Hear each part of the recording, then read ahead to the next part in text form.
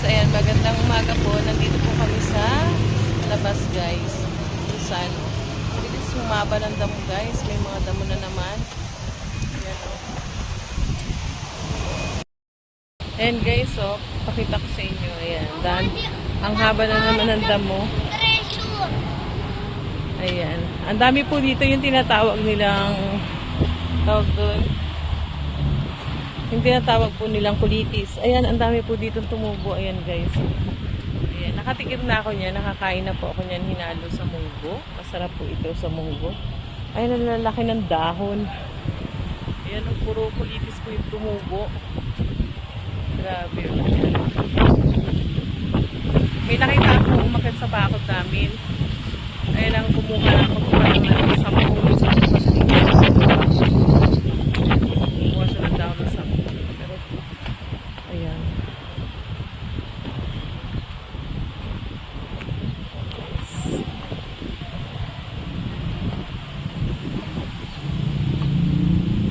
Ayan guys. Pinagsabihan ko na huwag sila napasok dito. Sila pinasok. Galing dito sa sali ko. May bakot ng hapon. Kaya nga po namin pinakot. Siguro na. Yung ginagawa po nila dito. Ang grabe po yung tinambak nila ng basura dito na talagang masos pa kami para lang sa katanggal ng mga basura guys. Kaya nang maso yung ang lalaki ng dahon, ang taba, tumaba siya kasi nga syempre puro basura yun. Yung nakalagay dito dati, ayan, tinubuan ko ng mga kulitis. Ayan. Masarap po yan sa munggo. Ang laki. Sabi lang kasama ko papalinis niya. Eh, sabi ko, hindi na lang ng pang-spray para matanggal. Yung madam ko.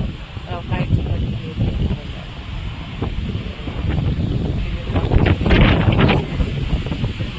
Yes, kasama ko po si Tonton. Hintay po namin si Janet. Yan. Tumupad po kasi.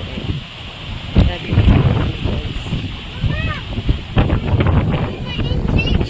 Oo. Ay, Diyos ko. Ayan. Dali natin yung mga damo. Makahaba.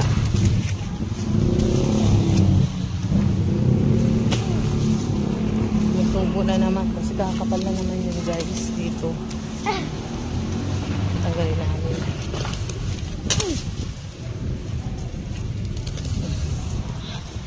Wait lang ha.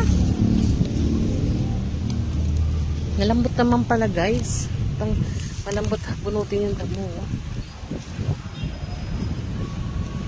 Kaya lang may mga tinik yung iba kasi yung kulitis nga po.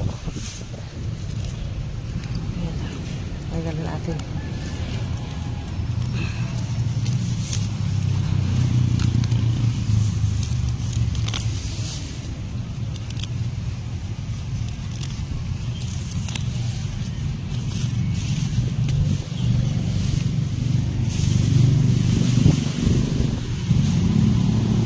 Yan, paupahan namin to guys.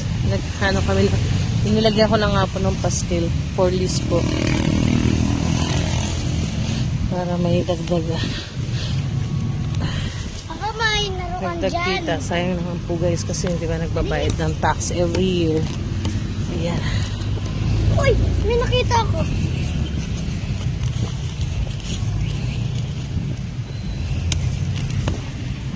Ayan guys. Tanggalan natin ang damo na konti. Malambot naman pala eh. Ayan, pwede pa.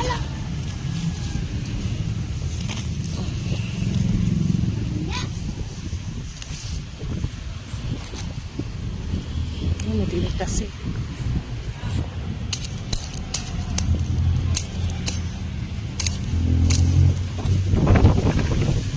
Aray ko, madilig ako guys. Ayan. Ayan. Haba na yung damo niya.